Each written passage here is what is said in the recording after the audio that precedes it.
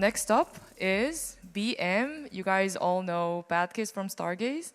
And we have Shane, the co-founder of Stargaze, and he is going to be talking about NFTs and that NFTs are bad. Please give a warm round of applause to Shane. Woo!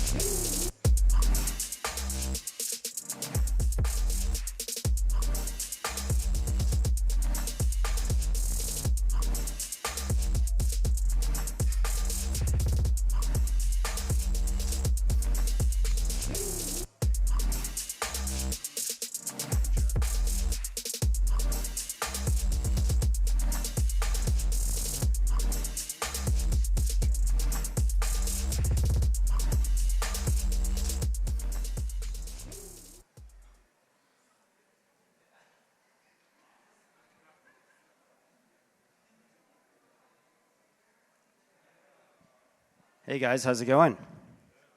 All right, we're going to get started in a bit.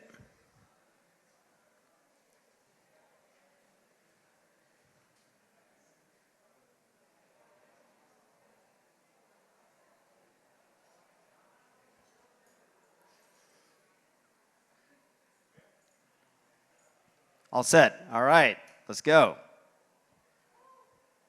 All right, let's going to talk about how bad NFTs are. So,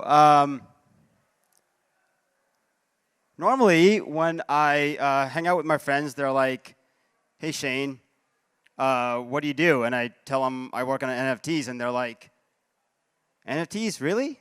Why? And I kind of tell them this Chris Dixon quote from Andreessen Horowitz. He says, the next big thing will start out looking like a toy. And we're still in the toy phase of NFTs right now. There's plenty of examples in going back a long time how things kind of start off as toys and then they get more sophisticated over time. So here are some examples. If you guys remember when the iPhone first came out, you had like fart apps and apps that just played sounds when you tap on them. And now we have sophisticated apps like Uber, right? Kind of the same thing happened with drones, with 3D printing. Started out, you like print little trinkets and stuff, and now we're printing like aerospace components. Same thing with websites, right? We went from GeoCities to actual web apps. So far, if you look at the crypto mainstream consumer space, the only thing that really has product market fit are NFT PFP collections. And when you find product market fit, what you're supposed to do is keep iterating and keep building on it. So that's pretty much what I've been focused on. And that's why I work on NFTs. So a lot of you maybe have bad kids. Who has a bad kid here? All right, it's like pretty much more than half the room. Awesome. So it's been the best performing asset in Cosmos. It's about a 13x price in USD value. That's 510 in stars value. There's over 200 accounts, Twitter accounts with bad kids. There's a pretty active Discord server. There's a token-gated Telegram channel. And it's become like the CryptoPunks of Cosmos. And it's even gone beyond Cosmos, right? There's some pretty prominent Ethereum ecosystem people that have bad kids. All right. And so Bad Kids is kind of a collection. They don't make any promises. It's just a PFP. But there's more, right? What else can you do? You can do games, right? So Pixel Wizards has this executable NFTs that, let me see if the video works here. If you tap on them, they call out to a server and get a token price, and every single Pixel Wizard is tied to a token, and it shows you the price in real time. You can even make this an app on your home screen, and there's some people that use this instead of like CoinGecko and stuff like that. So you have a little wizard that tells you your token price. There's also games. So I don't know if he's in the audience. Maybe Bernie's here. If you are here, oh, there he is. All right. He made this kind of like Flappy Bird kind of game where you can play the game directly on the site. And I'm not very good at it, but I attempted to play it, and I died pretty quickly. But yeah, you can go and mint the game, and you can only play the game if you have minted it, and it keeps track of the high score. So it really helps kind of build a community, because you know when you're playing it, only everyone else who have minted it can play it. All right, now we're moving a bit more serious now, all right? So after PFPs, after games, what else can you do? I'm really excited about token-bound accounts. So some of you may have heard of account abstraction. It's when you have a smart contract wallet as opposed to a regular end-user account. It opens the door to do all sorts of things like sign transactions with Ethereum signatures. You could have different kinds of auth schemes. It's just way more powerful. You can have account recovery. And token-bound accounts are essentially NFTs that can own accounts, right? So you can have an NFT that can own other NFTs. You can have an NFT that signs transactions. So this kind of like flips things around a little bit. So for example, normally you will have an account that owns some kind of name from a name service, right? So let's say Stargaze Names or ICNS. But what if your name can actually be your actual account, and you can sign transactions, and it can own other NFTs and sign transactions on chain? So this is something I think that's really interesting. You get all the composability benefits of NFTs, and really kind of simplifies the whole account process. Here's kind of a high level of how it works. You have these smart contract wallets that are generated from the NFT. So let's say you send some assets to account A, and you want to transfer all of them to someone else, right? Because they're tied to the NFT, all you have to do is transfer the NFT, and all those assets get transferred to the other account. Here's an example on Ethereum. This Sapien NFT owns Doodle, Suzuki, Moonbirds, and a couple of others. All right. Another thing I'm excited about is NFT DeFi. So this is Osmocon. I'm guessing a lot of you are DeFi nerds. So this is something that you guys might be into. Right now, the kind of ecosystem looks like this. You have NFT people on one side. You have DeFi people on the other side. You don't have too much in the middle. There's not a lot of new people coming into the space in a bear market, right? So can we kind of connect them together and expand this little kind of intersection of the Venn diagram here? So can we make NFTs liquid and fun, and DeFi more fun? And that's kind of the kind of stuff I'm looking into next, right? So AMMs for NFTs, NFT staking, lending, borrowing, fractionalization, maybe even stable coins minting with NFTs. There's all kinds of stuff. I don't have time to go into all of these, but I am going to double click into two of them. So let's talk about NFT AMMs. So basically, it's like liquidity pools. This is kind of like Uniswap or Osmosis. It automates buying and selling, and you can earn swap fees. So there's three kinds of pools you can create. You can create a buy pool, sell pool, or a trade pool.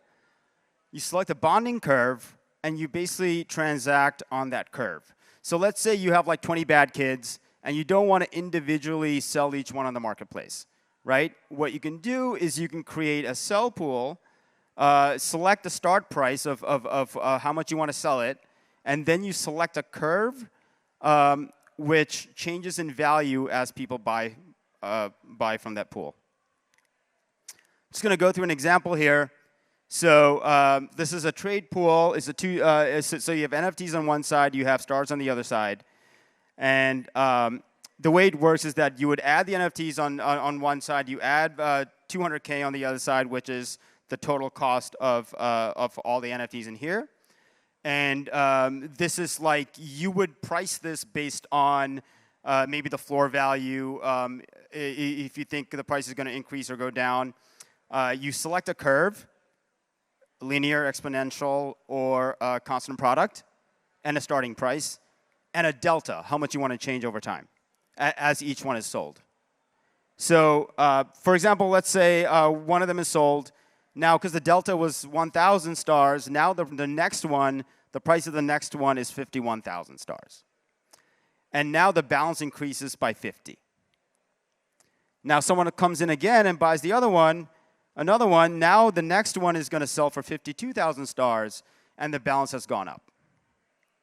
So you can see, just like an AMM pool, this is just like an AMM, but you have NFTs on one side.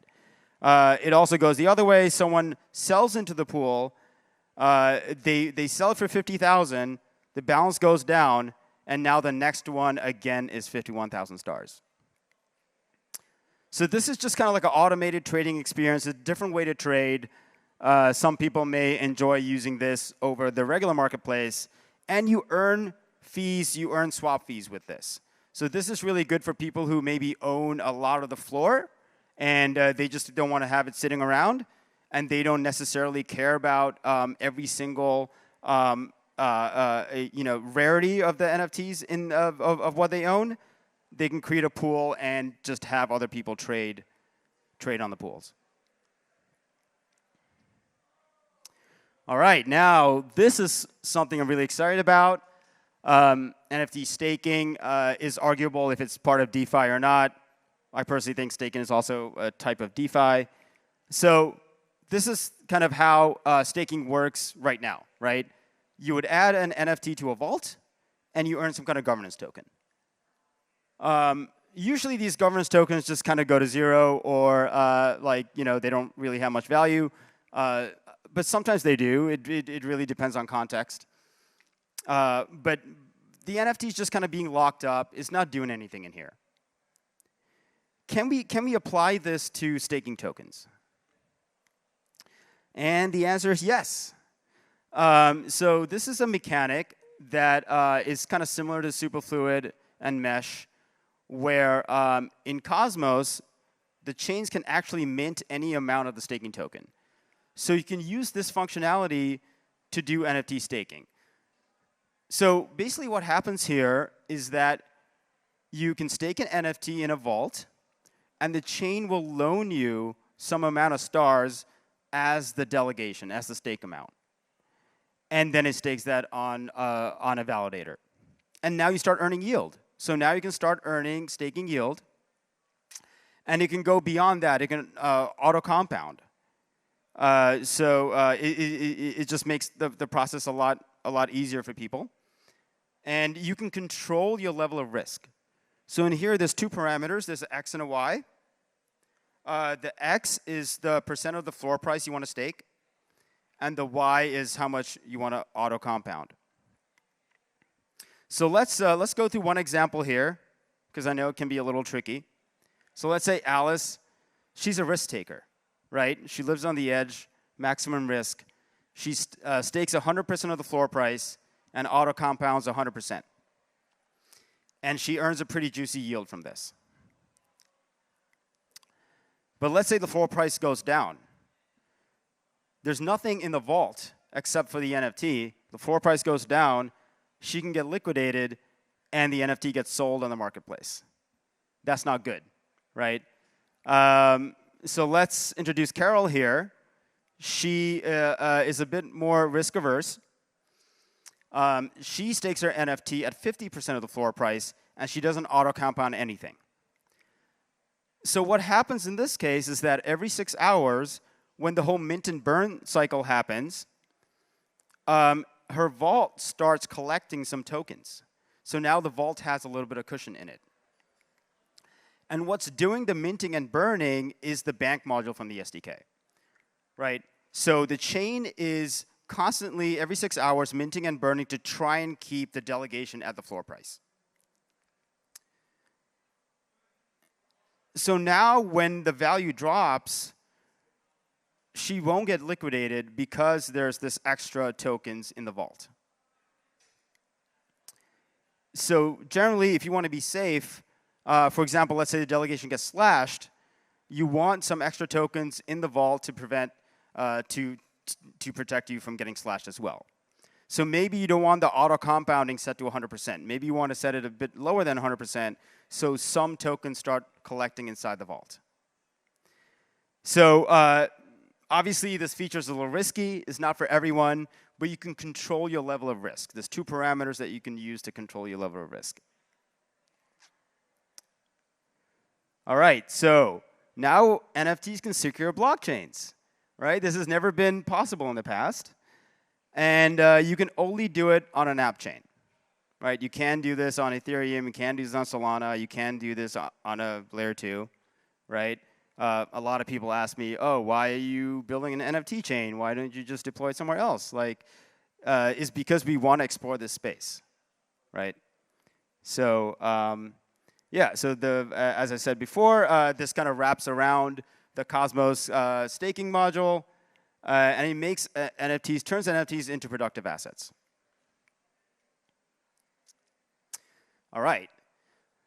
But we don't want to have all the fun in Stargaze, right? We want to grow the pie, right? This is what Cosmos is about. We want bad kids and other NFTs to kind of flow around Cosmos and other chains. And how do we do that? So introducing Stargaze Outposts. So what outposts are is essentially contracts that live on other chains that abstract all the IBC functionality of transferring NFTs around. So bear with me. I'm going to go through one example here. So imagine I'm just using Neutron as an example here. Let's say that Alice is a user on Neutron, and she wants to buy a bad kid on Stargaze. So all she has to do is first swap Neutron for stars, and then perform one action on the Outpost contract. So let's say she wants to buy the NFT. She does transfer and buy. What it does is it transfers the stars over IBC to the Stargaze side. ACK comes back. Then it does the operation to buy from the marketplace. And I just have to preface this saying Alice has an Interchain account already created. So that's step 0. That already has to exist. Then the Interchain account does the buy from the marketplace. So now, if you guys don't know what an Interchain account is, it's like this shadow account that exists on another blockchain that can be controlled by the source chain or the controller chain. So it's an account that's controlled by another chain. So in this case, Neutron controls Alice's Interchain account on Stargaze. So now, after the marketplace bought it, Alice's Interchain account owns it. But she wants it on Neutron, right? So then the outpost does another call, a send operation to, it does an IBC call. It goes to Stargaze. And there's this thing called ICS 721, which is IBC interchain transfers. That's also part of this, right? So that is kind of like an NFT bridge. So what's going to happen is it gets locked on the Stargaze side and then gets minted on the Neutron side. So here's an example that combines 3 different IBC protocols, ICS 20, ICA, and ICS 721, all wrapped in one operation. So anyway, yeah, I just wanted to show how badass NFTs are. There's going to be a Backis party on tomorrow night. And also, Cortland from Backis is here. He's going to be speaking, I think, like half an hour from now. So thanks, guys. If you have any questions, hit me up on Twitter.